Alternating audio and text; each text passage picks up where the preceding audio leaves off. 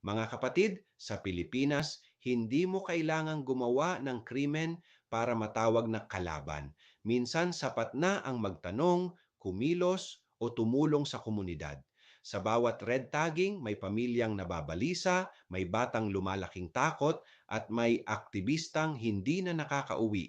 Ganito kababa ang tingin ng Estado sa mamamayan. Ang malasakit, ginagawang banta. Ang pagkilos, ginagawang kasalanan. At hindi ito biro. Dahil ang red tagging ay madalas na nauuwi sa pag-aresto, pagdukot o pagkamatay.